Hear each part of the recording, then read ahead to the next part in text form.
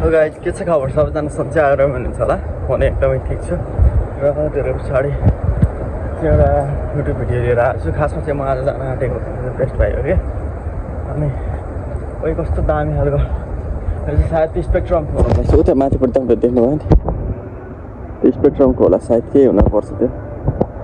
अनि म चाहिँ बेस्ट बाई जाँदैछु बेस्ट बाई भनेको चाहिँ के हो यहाँभन्दा अमेरिकामा चाहिँ बेस्ट बाई भनेको के हो भन्दाखेरि चाहिँ बेस्ट बाई भनेको चाहिँ एउटा यस्तो इलेक्ट्रोनिक मार्ट हो इलेक्ट्रोनिक स्टोर हो होइन त्यहाँ चाहिँ तपाईँहरूले सबै कुराहरू इलेक्ट्रोनिक सामानहरू सबै कुराहरू पाउन सक्नुहुन्छ क्या तपाईँले त्यहाँ क्रेडिटमा पनि पाउन सक्नुहुन्छ क्यास पे गर्छु भने पनि पाएँ सबै कुराहरू हुन्छ त्यहाँनिर होइन तपाईँलाई म त्यहाँ कस्तो हुन्छ कस्तो कस्तो खालको सामानहरू पाइन्छ म त्यहाँको सबै कुराहरू देखाइहाल्छु होइन जाँदैछु अहिले चाहिँ यस्तो छ अहिले सबै कुराहरू बन्द छ अहिले यता तर स्टार र बेस्ट बाई चाहिँ खुल्या हुनुपर्छ किनभने कुनै स्टोरहरू चाहिँ छाडेको छ वालमार्ट खोलिसकेको छ कुनै अब भने पछाडि बेस्ट बाई पनि 8 बजी खुल्यो होला भनेर भिडियो बनाउँदैछु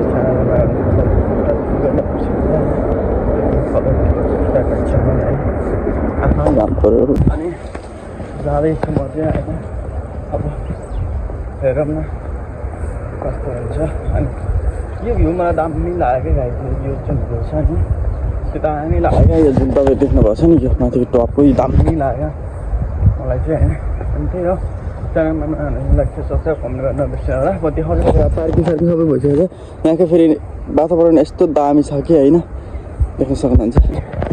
जाँदैछु म होइन अनि अब यहाँबाट 5 मिनट छ यहाँबाट यस्तो एक टर्न लिए पछाडि अनि यहाँ चाहिँ आउटफिट जिमसिम भयो मेरो पछाडि साइडमा देख्नु सक्नुहुन्छ जिमसिम भयो होइन जिम मान्छेहरू त्यो थाहा छैन मलाई के हो तल त पुरै प्याक छ यार जिम त अनि त्यही हो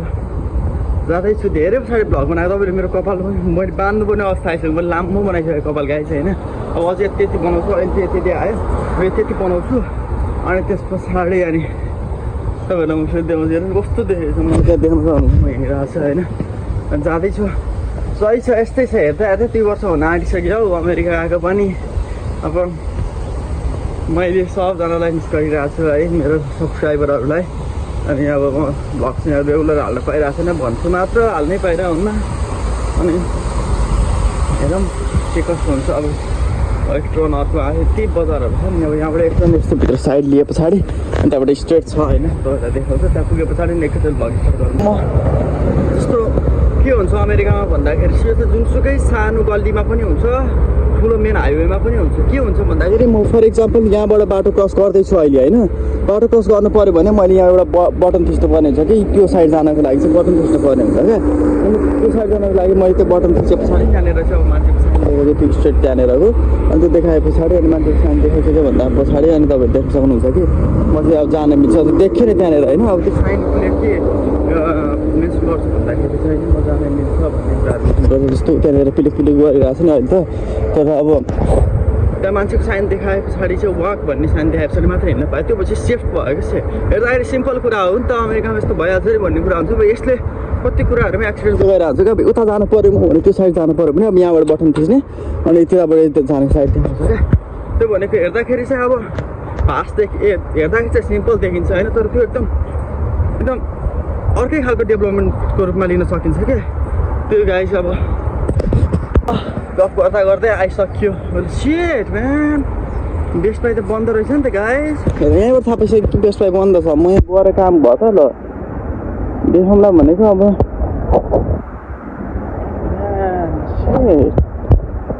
के गर्नु यार म त के भन्नु बन्द रहेछ नि त नि अब के चाहिँ गर्न सकिन्छ मैले तपाईँहरूलाई अब भनिहालेँ भ्लग गर्छु भनेर अब तपाईँहरूलाई वालमार्ट देखाउँछु अब बेस्ट बाई जान पाए पनि वालमार्ट चाहिँ खुलिसकेको छ वालमार्टमा चाहिँ के हुन्छ तपाईँहरूलाई देखाउँछु वालमार्ट भनेको चाहिँ नि अब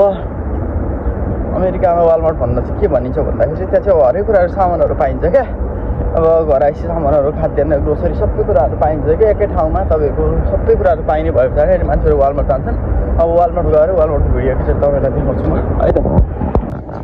अब बेस्ट बाई जान नपाए पनि म वालमार्ट आइसकेको छु वालमार्ट चाहिँ के हुन्छ भन्दाखेरि चाहिँ वालमार्ट भनेको चाहिँ अब अमेरिकाको सबैभन्दा सस्तो सामानहरू पाउने ठाउँ भनेर चिनिन्छ जहाँ चाहिँ हरेक कुराहरू हुन्छ क्या सो यो चाहिँ तपाईँहरूको ग्रोसरी सेक्सन भयो सबै लुगाहरू तपाईँले सक्नुहुन्छ होइन। तपाईँलाई अलिक देखाउँछु अब के सामानहरू लिन्छ ओरिन्छ। यहाँतिर भनेको सबै ग्रोसरी सेक्सन हुन्छ, उतापट्टि भनेको लुगाहरूको सेक्सन, त्योभन्दा उता कस्मेटिक सबै कुराहरू पाइन्छ क्या। त्यो बिस्कुट पनि अब अहिले म वालमार्टमा छ। वालमार्ट भनेको चाहिँ के हो भन्दाखेरि चाहिँ वालमार्ट भनेको चाहिँ अमेरिकाको सबैभन्दा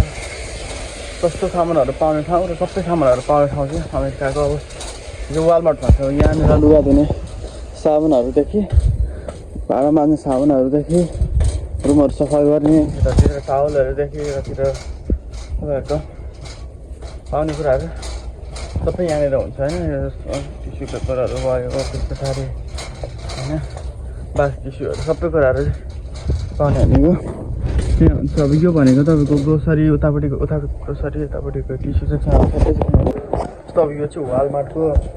ग्रोसरी सेक्सन उतापट्टि भयो भने यो चाहिँ इलेक्ट्रोनिक सेक्सनहरू भयो। यहाँ चाहिँ तपाईँको क्यामेराज, फोनहरू होइन,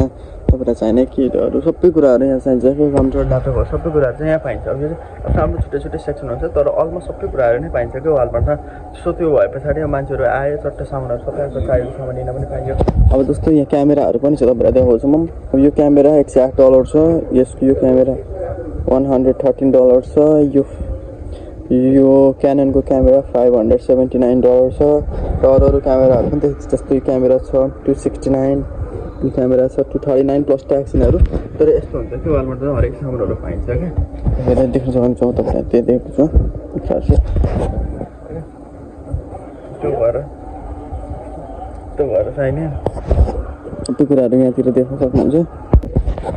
सो गाइस, तपाईँहरूलाई म अमेरिकाको एउटा यस्तो इन्ट्रेस्टिङ कुरा देखाउँ होइन। अमेरिकामा मान्छेले रियल गन किन्न मिल्छ कि। रियल गनमा कस्तो हुन्छ भन्दाखेरि फायर गर्न मिल्ने खालकै नेपालमा आर्मी पुलिसले यहाँ आर्मी पुलिसले बोक्न मिल्ने खालको गन चाहिँ किन्न मिल्छ। त्यसको लागि लाइसेन्स हुनुपर्छ होइन। त्यो भएपछि साधारण मान्छेले पनि गन बोकेर हिँड्न मिल्छ क्या। तपाईँलाई म देखाउँछु यहाँतिर रियल गनहरू यहाँ देख्न सक्नुहुन्छ, पुरै रियल गनहरू हो होइन। यहाँ त्यस्तो खालको सामानहरू पनि किन्न मिल्छ होइन। यहाँनिर अब देख्न सक्नुहुन्छ यो चाहिँ सबै अब पुलिस आर्मीहरू युज गर्न मिल्ने खालको सामानहरू भयो। यो दुर्बिनहरूदेखि सबै कुराहरू होइन।